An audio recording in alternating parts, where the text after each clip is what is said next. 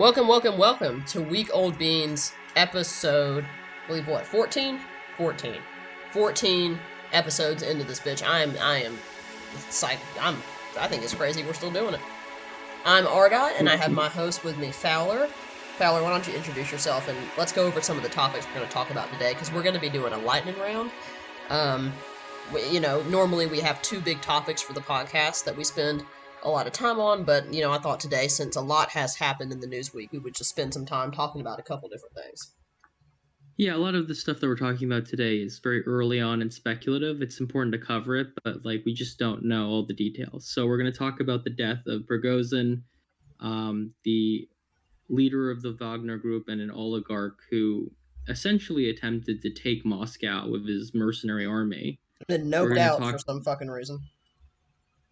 Yeah, very weird. And then we're going to talk about Trump getting his picture taken and checking himself into Fulton jail.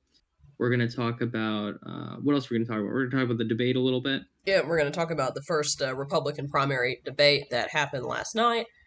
And, if I think of something else, I'll bring it up. But I think we should start with Prigozhin, because this is the big kind of international story.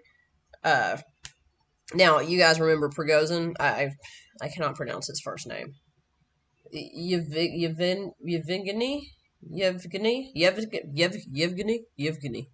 Viktorov Prigozhin. I think that was pretty good. Just call him Mr. P. Okay? Mr. P. All right, Master P. I pity the fool. Or Master T. Yeah, Prigozhin's fucking dead. Like, dead as shit. Like, he couldn't be. He is so dead. He's deader than anybody's ever been. If you guys remember, the leader of the Wagner Group, a special forces group of Russian mercenaries whose greatest hits include going to Africa and just pillaging and raping a bunch of people. They're essentially if Russia decided to have the Avengers, but if all the Avengers were really fucking crazy and stupid. They decided Prigozhin is a really powerful oligarch. He's actually done a lot of crazy shit within his long and brutal terror regime. Not only did he, commit a bunch of war crimes in Ukraine and Africa, he is also one of the oligarchs who peddles in misinformation and is one of the people that we think was responsible for the Russian interference in 2016. He is also, I believe, tied to the mob. He's just a lot of things. Yeah. We love a Renaissance man oligarch. Yeah, he is also a hot dog stand runner in his spare time. It's great, bringing type 2 diabetes to Russia with his hot dog meddling. But he does a lot of stuff. He definitely is a polymath. Or dead. Yeah, well, he was. He's he bit the dust yesterday in Russia. Now, his plane exploded and killed himself, and then also a couple other Wagner Group mercenary leadership. Yeah, we don't know now. I just looked up. I have my phone on me, so I'm just kind of briefly scrolling the news up. And NBC News and CNN are now reporting that Putin said that the Kremlin did not order the crash, which I don't believe. I think that is a fable of epic proportions. But we don't have any evidence right now, obviously, that the Kremlin did order some sort of missile strike or maybe a bomb or, sabotage.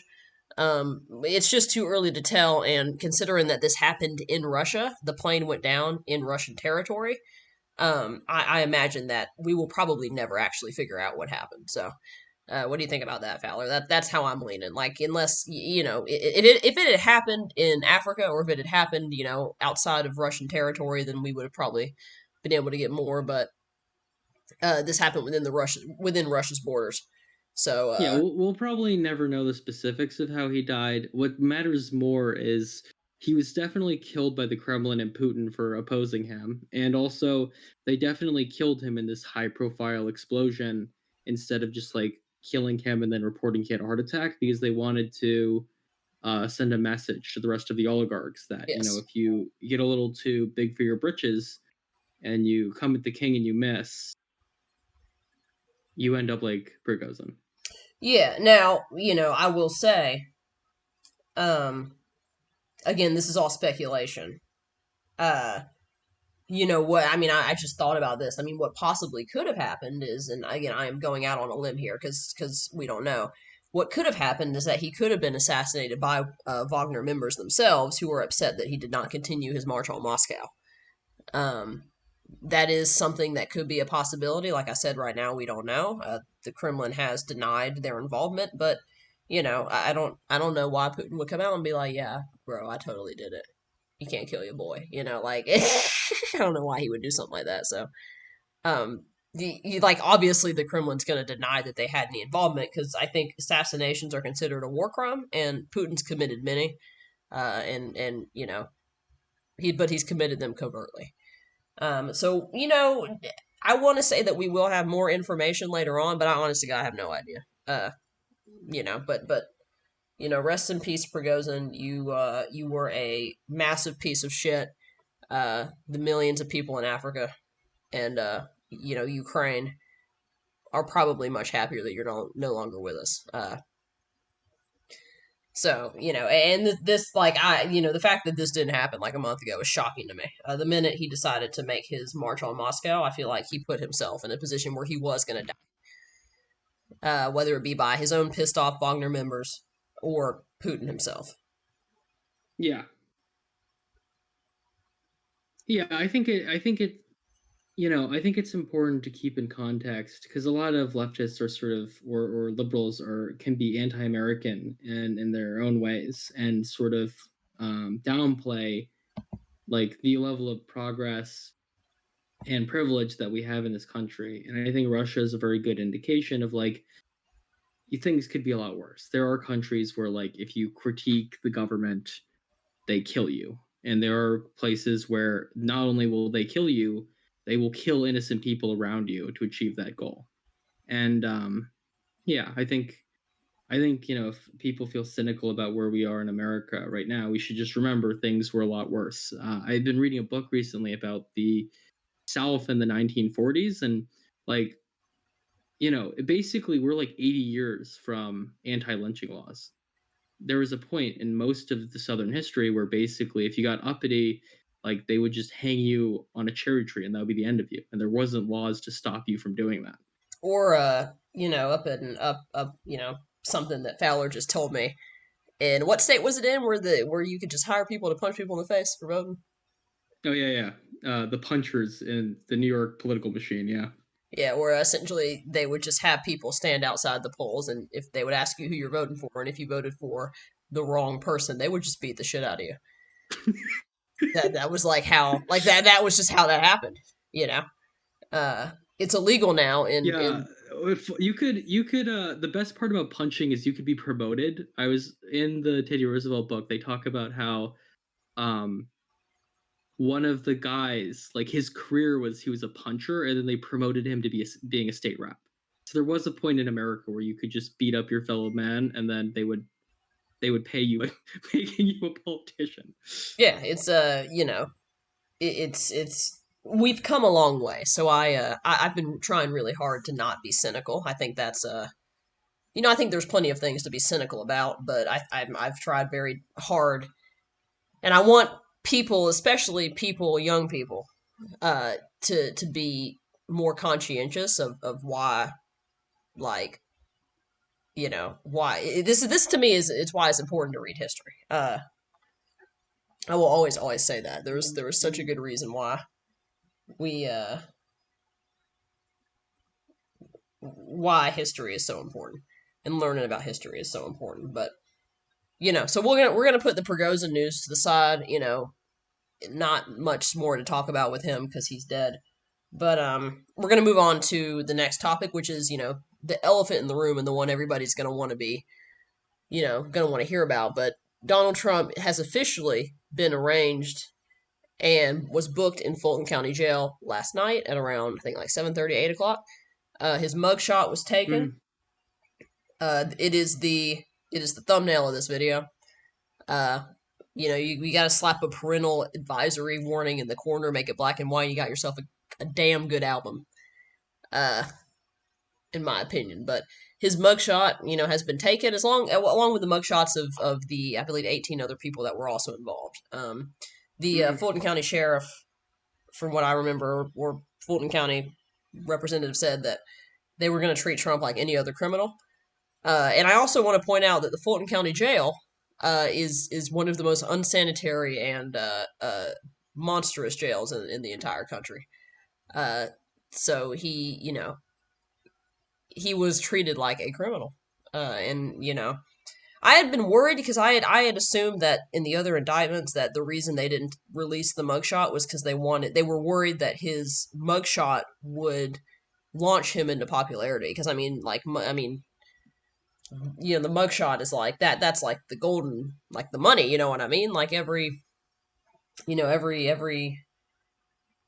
a mugshot. Like and you know I think before we had had video of him, we had had, audio of him talking, about the arraignment, afterwards and beforehand, but this is the first time we have a definitive image of Donald Trump being processed through the criminal justice system. Um, Mhm. the first time we've had any president, a definitive picture of any president being processed through the criminal justice system. So it is Yeah, it's pretty quite historic. historic, and we're gonna have to keep an eye on the Georgia indictment in particular because the House, the Republicans in the House, are putting together a committee to investigate Fanny. So, like, this is going to be a media shitstorm, and there's just going to be a lot of people chiming in from all directions. Yeah. Uh, Probably people that don't need to be chiming in. Uh, to begin with, but he was booked, he was arranged, and then he was released on a $200,000 bond. A little too low in my opinion. What was Young Thug's bond set to? Let me see. Did Trump get? Yeah, Trump is quite historic. I mean, we have had presidents obviously who have been impeached. Clinton was impeached for lying under oath. Johnson was impeached right after the Civil War for basically allowing white supremacy and Jim Crow to start in the South and sabotaging any efforts Reconstruction had to like rebuild the South in a way that wouldn't make them like incredibly medieval and racist. Nixon was going to be impeached before he resigned, but this is there really has been no president in our history that has been this completely corrupt and has committed this amount of crimes. It's just unbelievable. Yeah, well, and crimes relating to the public office of the president of the United States. I think that's also something to keep in mind. Mm. It's not like he's getting in trouble because he, like, I don't know what's the crime, because he, like, punched a hooker in the face really hard. He's being arrested for attempting to overthrow the U.S. Effectively I wouldn't say attempting to overthrow the U.S. government. I mean, that's effectively what a coup is trying to do, is to overthrow the U.S. Mm. government. And I think that's a pretty big deal. I think it's a pretty fucking big deal, and I think it is if we're going to have standards for how we prosecute presidents, because I understand completely that there are many people in politics, many people who have been president who should quote unquote go to jail for doing crimes. Many of those are related to foreign foreign activities, you know um invasions, coups, in certain places around the world. But like, I feel like trying to overthrow the government of the United States, like, that should be like the standard for what not to do when you are president or running for president. So I will, like, I don't really care to hear about, oh, well, this person did this and they didn't get in trouble, this person did this shit and they didn't get, this person said this or did this, and they didn't prosecute him for doing. But I don't really give a shit about that. Like, I feel like if you attempt to overthrow the government, you should go to jail. It's just my opinion. Call me crazy, but that's just how I think. I don't know if you feel the same way, Fowler, but I like having a country Sense. that to live in. Like I like that. I think that's good that the United States exists. I think it's good that the United States government exists. I like having a country, with a functioning government, semi-functioning but still functioning. It could function worse. Yeah, and I think it has to be remembered. Like we were talking about this the other day, Ardon and me. Like Chris Christie is, we are talking about. He's a monstrously corrupt figure. Like Chris Christie, when he was the governor of New Jersey, he like kicked people off the beach so his family could be on the beach by themselves. He like ate like I think it was like $150,000 a year worth of food on the people's payroll. Chris Christie like would shut down bridges to stop his political opponents from being able to go to work on time. Like, and that's a lot of the criminality that historically politicians have done. Is it's a lot of like petty shit, it's hedonism, it's corruption. But Trump is sort of unique in that his crimes are anti-democratic and they're anti-government. And it's not just profiting off of your position or using your position to fuck over your political opponents. It's like destabilizing the very nature of the country itself. Yeah, and I do think that is more egregious. Like I'm not being hypocritical, trust me. I just think it's more egregious of an offense, and I think if more people would say that, I think we'd have an easier time because I think people try to. I think everybody tries to do the whole like, oh, like, what, this person, oh, what if it's like, no, like, you can have standards. I think it's important that you can have principles, you can have standards. And I think it's important that you speak up for those standards and principles. Um, Mm-hmm. and I think in a weird way, like, some people are repulsed or repelled by the very idea of like having an idea that they stick with and they defend because they want to cast a wide net. But it's like, you know, it's like, no, like, is the shit that Chris Christie did bad and impeachable? Yeah, yes, duh. But like, trying to destabilize democracy is so much worse. Uh, Yeah, it's unfortunate how the Overton window has shifted because there was a point in time where Chris Christie was one of the worst governors like in the country. But now, because he vaguely believes in democracy and is, he doesn't Not want to openly execute the vice sociopathic. president. Yeah, he's kind of considered a moderate. I mean, Liz Cheney is very similar. She was like pro-torture. She was super. She was super against LGBT rights. She's for the expansion of like the military-industrial complex. She's just all in all like a terrible human being, but she is pro-democracy, and so that means she is framed by a lot of people as like the good Republican. Yeah, Mitt Romney falls into this. I think Mike Pence falls into this as well. Which, transitioning over, because I think this is a good segue. We could transition over into the Republican debate that took place last night. We're at the 18-minute mark, Fowler, so this might actually be a pretty short podcast, which I'm okay with.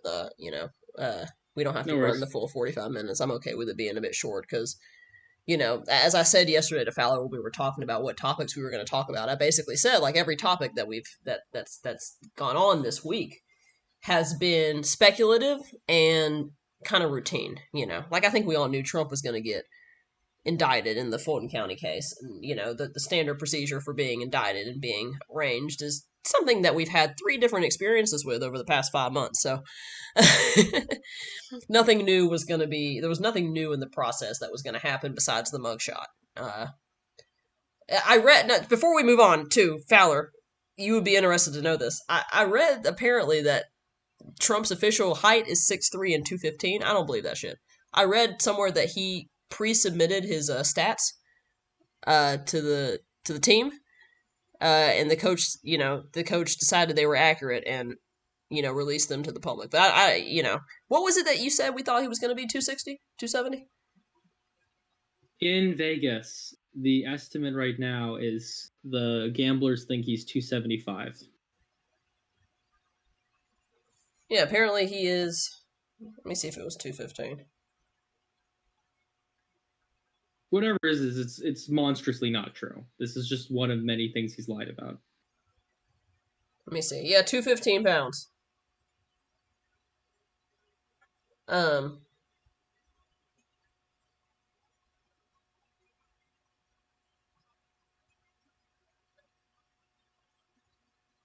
Yeah, I like that all the articles that when you look up Trump's height and weight, and they're all just comparing him to athletes.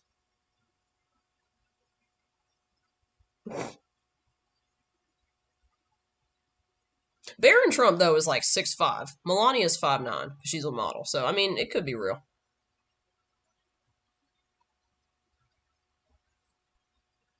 Wait, Trump's arrest record states that he is 6'3" tall and weighs 215. However, as reported in April after being arrested in an unrelated case in New York, he was 6'2" and weighed 240, meaning that he could have possibly lost 40 pounds, 25 pounds in the past 3 months.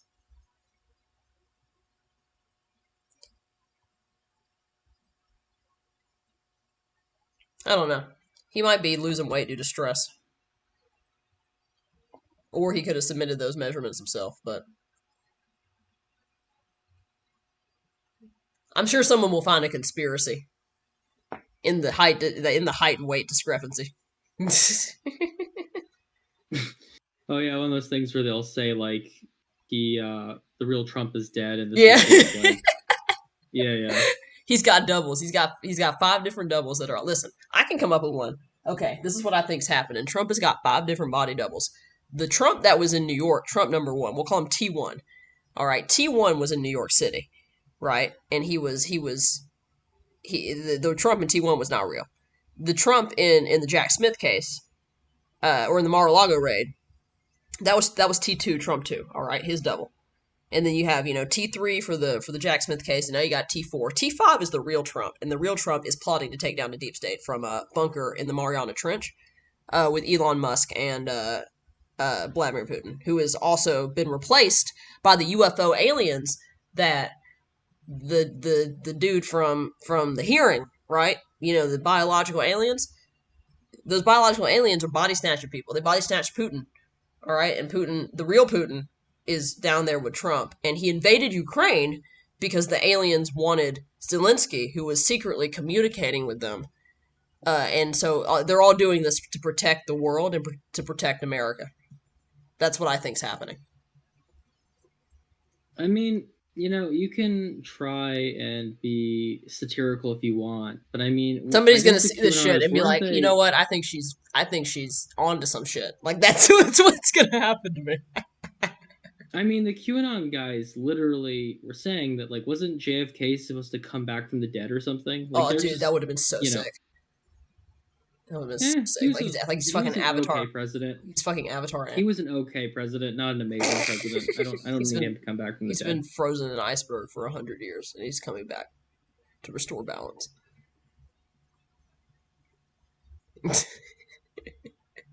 I feel Hmm. bad because I feel like these conspiracies are getting less funny. Like the Maui space laser fire. Like that's not. You know what I mean? Like y'all are. But we gotta move on to the debate. Now, I watched the debate. Fowler did not. Fowler was a pussy and decided that he wanted to just go to sleep like a regular man. I stayed up like a patriotic American and watched the debate. So I all I'll say is it was a shit show. Fowler and I talked about this before the podcast, and I think he can provide some insight because even though he didn't watch it, I think that the themes are still the same. Like it seems like they're not able to move away from Trump. Like it seems like Trump wasn't there, but his presence was there, and the debate seemed rather disjointed. Um, and I think I think this is the issue with populism and with populist leaders. Like the MAGA movement has become Trump, and Trump has become it, and without Trump, that movement can't survive. Yeah, that definitely can often be true. I think the other problem they have is that Trump completely changed the ideology of the party in a way that I think is makes it very difficult for the Republican politician to know what to say and what to do. You know what I mean? Like Yeah, he's just changed the game in so many places and in so many ways that I think a lot of Republican politicians like they don't know.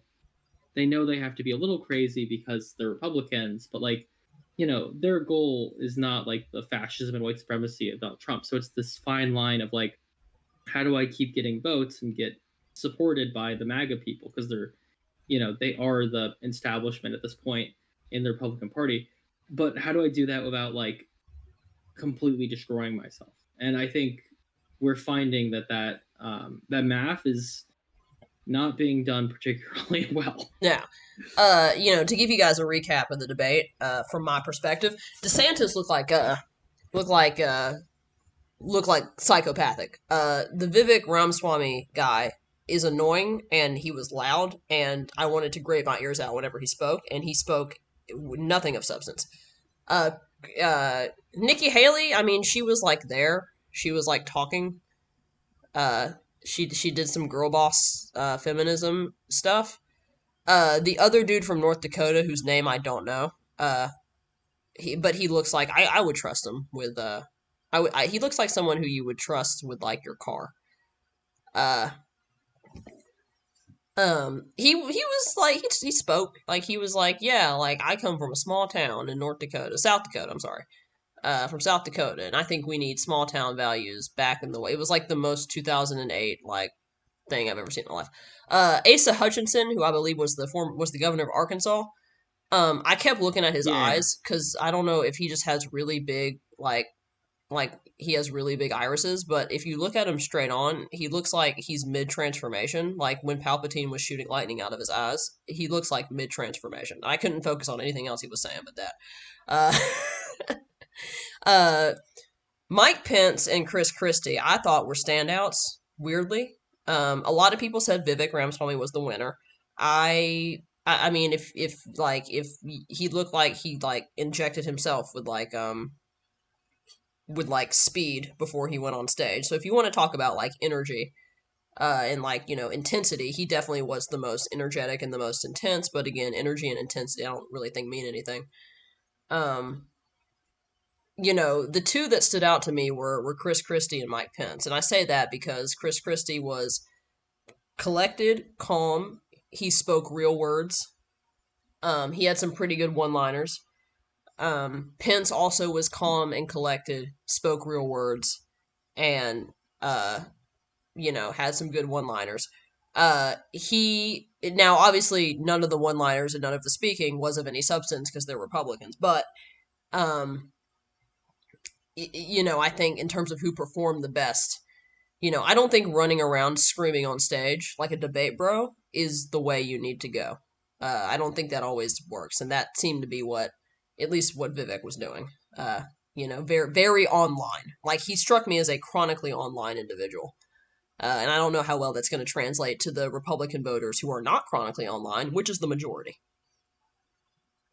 I mean, we'll have to see. The reality is that the polarization in the country means that like it's way harder for us as liberals to know, like to read the room and know who's going to do well, because the parties are just so different at this point that I don't know. I feel like it's like like speaking Republican has never been harder than it is now. Yes. Um, so I think I don't know. The one I'm most curious about, and the one that I think like we should all keep our eye on, is Chris Christie. Chris Oh, Christie is also, one of the only. this is hang on, this is fucked up. Tim Scott was there too. I forgot to mention him. Yeah, yeah. My grandmother really likes him for some reason. But That's kind of fucked up. Chris Christie is like he's one of the only candidates. I think Will Hurd is also like this. Like most of the candidates are very much like pro Trump, and Chris Christie is one of the few people in the Republican primary who's actually challenging Trump's record. So like if he if he does everything and then he's fucking annihilated, and like he has like 3% of the polls or whatever. I think that's a pretty good indication of like the corruption in the party is continued and things aren't being fixed. But like, I'm not saying he's gonna win, but if he can do okay, like he can be one of the front runners. I think that shows that the Republicans have become a little tired of the partisan bullshit, and that they might be in a position for moving on past Trump. And to be fair, he is doing better than DeSantis in New Hampshire, but he's still very clearly not the front runner or anything like that. No. I don't know. I think that's maybe what was so jarring to me about the debate when I watched was like I genuinely don't know which one of them is going to be the nominee. I mean, I can tell you right now, Tim Scott, Asa Hutchinson, the South Dakota dude from the small town, none of them are going to be the nominees. But it was really like I feel like watching in 2016, and even watching the Democratic primary in 2020, like, there was a pretty clear indication of like who the party was pushing. 2020, it was going to be down between Bernie and Biden, obviously. Um, in 2016, I can't remember who the fuck ran in 2016 in the primary. I think, Hillary was always going to be, was always going to have the chance. It's going to be between her and Bernie. Um, it, Well, we have way smaller primaries than they do. yes, we do. We do. We do. You know, eh, but I think, always throughout, and I think that's partially because the party grooms people to be their successor. Like they groom people to, and I don't mean that in a weird way, but there was a hierarchy, there is cohesion, there is a vision and a plan. And I think that on, maybe both sides of the political aisle, although I think the Democrats are doing a lot better because all they have to do is resist. They don't really have to like do things because the Republican Party is such a threat. That I think the fact that the Democratic Party, all they have to really do is hold the line and play defense. It's a lot more difficult to play offense than defense, right? Like the Mm. Republicans are the offensive and they have to work a little bit harder, I think, to push their vision. Whereas the Democrats can kind of sit back. Even in 2020, I think they could do this. They could sit back and be like, look, like, I'm not batshit insane. My opponent, who is a Republican, is batshit insane. Will I make your life better? Maybe. But that doesn't really matter because my opponent is literally trying to end democracy. That's a good selling point. And I think they're kind of gonna be able to do the same until Trump is vanquished into the nether realm and never heard from again. Because I he don't is such a poison. I don't know if I fully agree because you do need to feed the base something. Like people will not vote for you if you don't give things to people. Like this is a strategy that will work for now, but if the Democrats uh, place themselves in a position where they essentially don't pass any meaningful policy and they don't like help the party become stronger, I think we're going to see they're just going to get completely BTFO'd. Yeah. Well, yeah, I will agree. I will agree with you on that. I think right now, like with the way things are going, they're still playing defense, and they can still get away with playing defense because Trump is still a threat. Um, Mm-hmm. I think it's going to take Trump being definitively taken out of politics for them to feel like they can, not saying that this is the right thing to do, but I think it's going to take Trump being taken out of politics for them to feel like they can start to play offensive like they always have. Um, when that's going to happen, I don't know. Um, but the trajectory that 2024 looks, it seems like the Democrats are, like we know who the nominee is going to be. I mean, we got Marianne Williamson and RFK running, but that neither of them are going to be the nominee.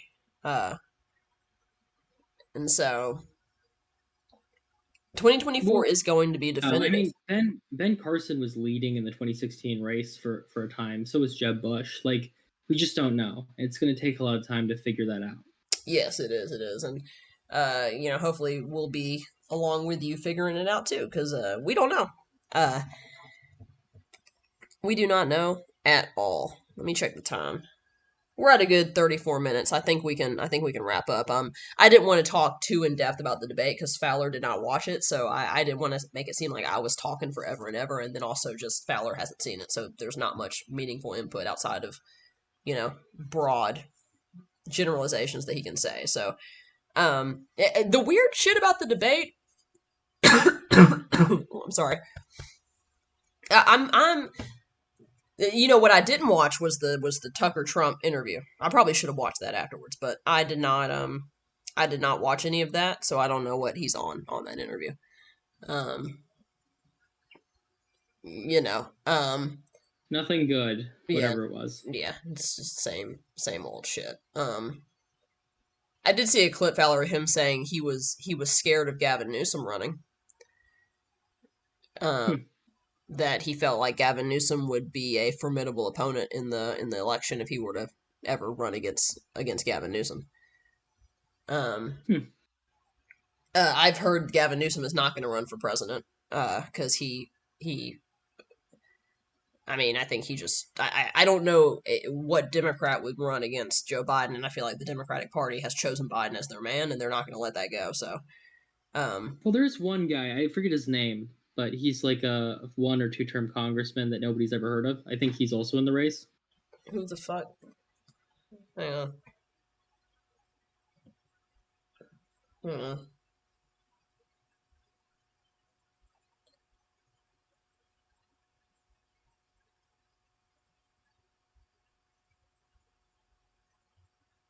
Uh,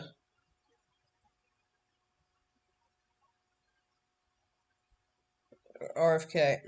Oh, Joe Exotic is running. Is he the guy who killed someone in a tiger enclosure? Yes. Am I thinking of the right guy? Okay. Uh, as of August 2023, the following notable individuals are expected to make a decision regarding their official candidacy within a set timeline: Joe Manchin and Dean Phillips from Minnesota. It's not that. Oh yeah, I think it's Phillips. Yeah. I don't know why I the. don't know anything about him. I just know that he's not a million years old, and that's what he's running on. um.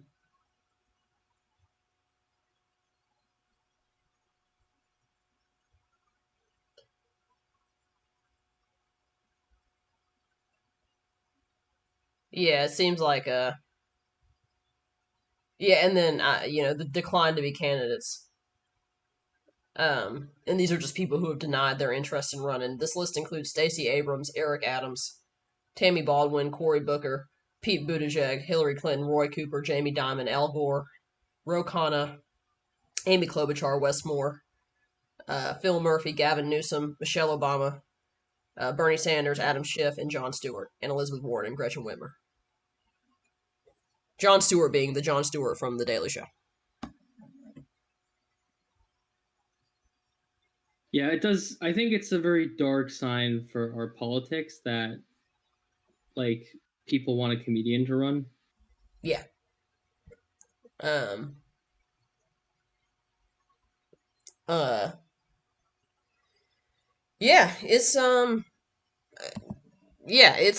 be an interesting year and a half. So we will keep you guys up to date on the latest information regarding all the craziness that's going on in our world. But I think we need to log off for now because we are at the 38-minute mark. Fowler, do you want to go ahead and bow us out? I have much to say at this point. I'm just living my best life. All right. Okay. I too am living my best life. So we can I hope you guys are living your best life too. But thank you guys for watching. Make sure you like, comment, and subscribe. And I will see you guys. We will see you guys in the next podcast.